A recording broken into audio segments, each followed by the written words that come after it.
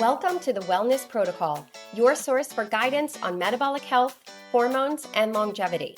I'm Dr. Alessia Roehnelt, double board certified endocrinologist, and on each episode, I'll share simple tools rooted in science and experience to help you feel better, live longer, and take control of your health. Welcome back to the Wellness Protocol. I'm Dr. Alessia Roehnelt, and today I want to dive into a very confusing, overwhelming, and let's be honest, overhyped area in health and wellness these days, and that is supplements. If you've been scrolling Instagram or TikTok lately, you've probably seen these kind of marketing messages. Take this pill to burn body fat, or this powder will balance out your hormones, or use this drink to detox your liver. It's literally everywhere. And I get asked all the time, which supplements am I supposed to be taking? But here's the thing. The better question might actually be, which supplements should I not be taking?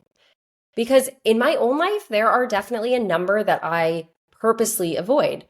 And today I'm going to walk you through the real science, the myths, and the 3 big supplements I personally don't take as a doctor. By the end of this episode, you'll understand how I think about supplements in general, which ones have some actual evidence behind them, and which ones might just be expensive hype, and how you can make smarter decisions about your own personal health. So grab your coffee, go for a walk, or settle in. This is going to be a good one. Number 1, why are supplements so confusing? Well, let's start here. Why are supplements such a mess in the first place? Number 1 has to do with regulation. So in the US, supplements are not regulated the same way that prescription medications are. A drug has to prove it's safe and prove it's effective before it can hit the market. But a supplement, not much. Companies can literally put out a capsule, a powder, a gummy, and basically it's up to them to make sure that what's inside the bottle actually matches what they put on the label. And unfortunately, it often doesn't match. Independent testing has found that what's inside sometimes doesn't match at all, much less the active ingredient. Sometimes there's none of the ingredient whatsoever. And occasionally, unfortunately, you can have contamination with things that you weren't intentionally trying to put in your body. Second, marketing. The wellness industry knows exactly how to prey on fears and desires. They know what your pain points are and how to hit them. You want glowing skin? Oh, there's a powder for that. You want to lose weight faster? Yeah, there's a pill for that. You want a detox? Yeah, 1 million detoxes we can give you. And they don't have to prove these claims with robust science, but they sure know how to make you feel like you're missing out if you don't buy it. And number 3, the one-size-fits-all idea. Everybody's body is so different. Your genetics, your hormone status, your age, your nutrient levels, your medications, they all matter. So what helps one person could be a complete waste of money for another, or honestly, even harmful. But wellness marketing makes it sound like everyone needs the same handful of must-haves. So let's pull this apart. What can supplements actually do for you? Now, I'm not anti-supplement at all. There are definitely situations where supplements can be incredibly helpful and, in my opinion, the preferred way of treatment. But the key is you need to use them strategically. For example, if you are correcting a vitamin deficiency. So let's say your doctor checks your vitamin D level and finds it to be low. Giving back vitamin D makes sense. The same with vitamins like iron or B12. Those are targeted, evidence-based uses of these vitamins. And there are also therapeutic cases. So for instance, omega-3 fatty acids or fish oil, they can help to lower triglycerides in certain patients. And magnesium can be helpful in reducing the frequency of migraines or helping with muscle cramps. And probiotics, in very specific strains, not just random ones, can reduce antibiotic-associated diarrhea.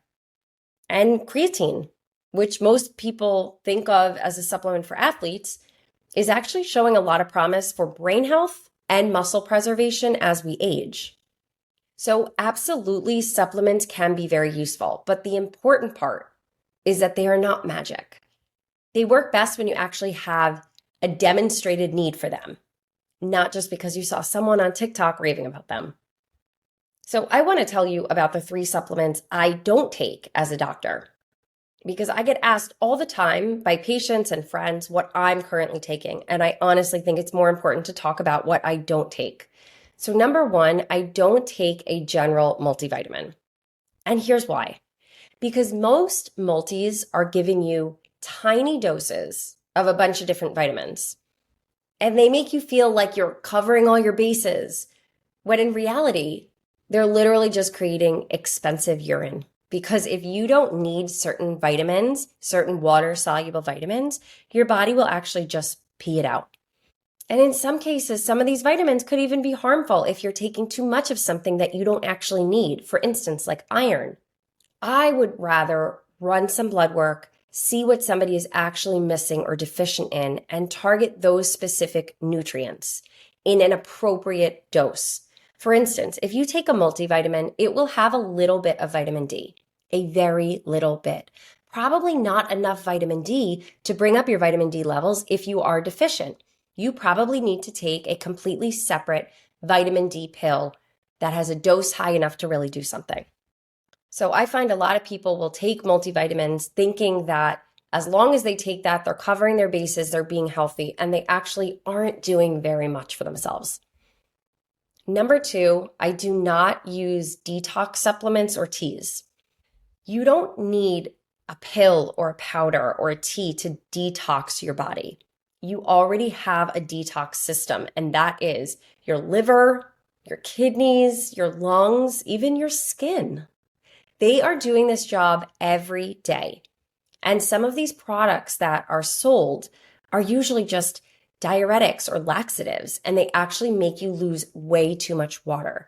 So you kind of feel like you're being cleaned out, but you're not actually removing toxins in a meaningful way. In some cases, you're actually losing a lot of crucial electrolytes and getting dehydrated.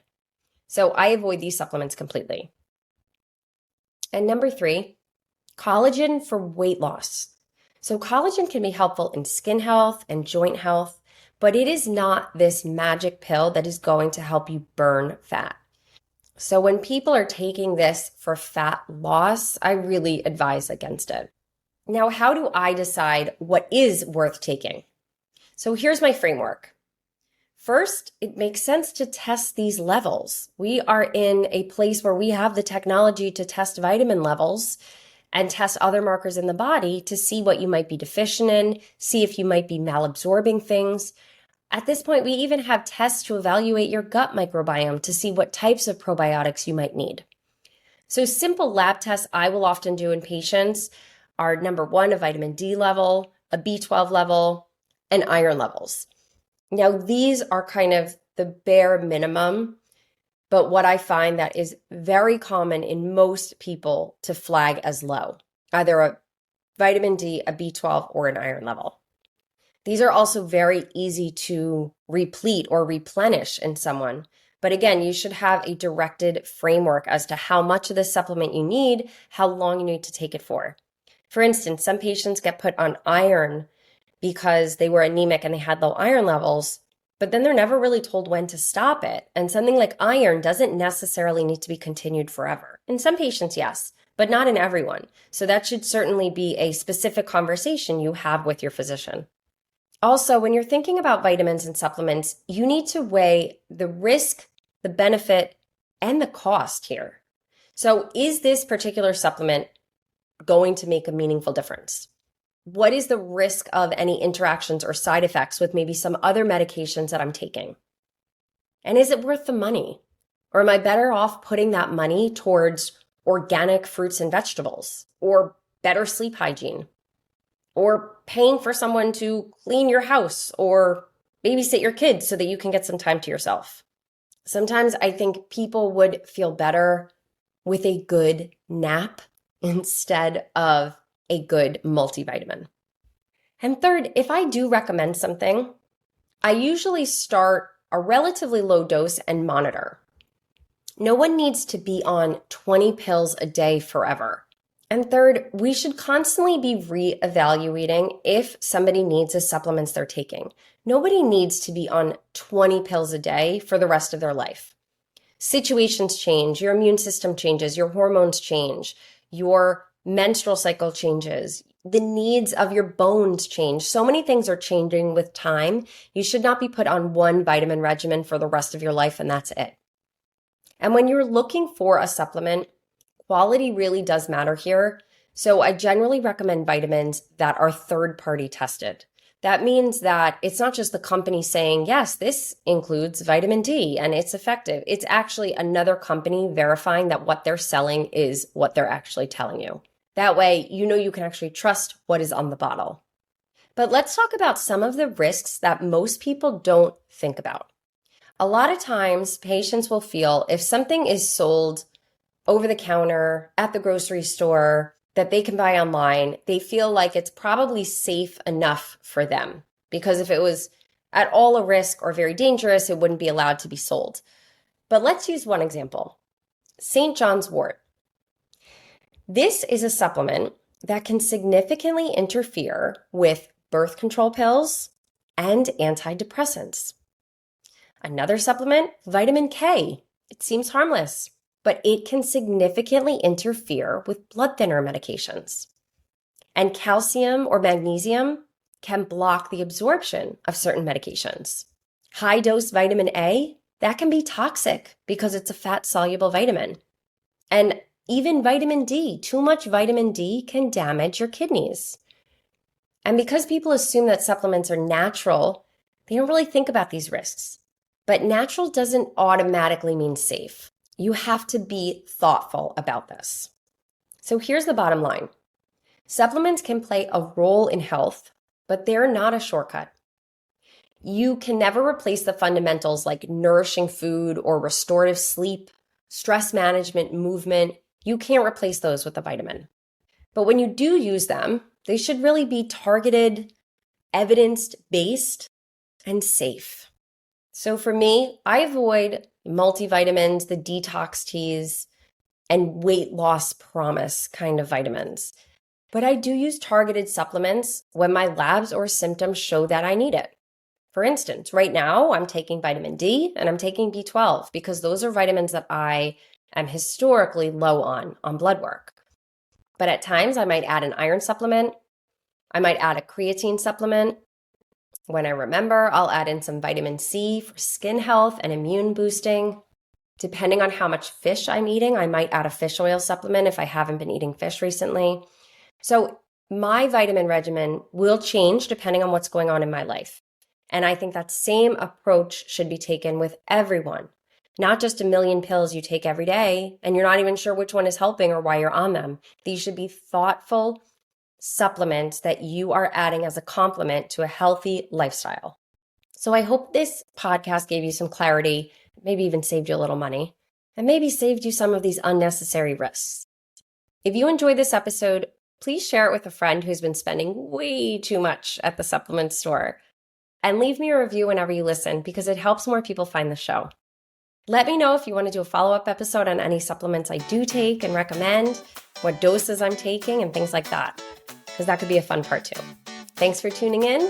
I'm Dr. Alessia Roehnelt, and I'll see you next time on the Wellness Protocol.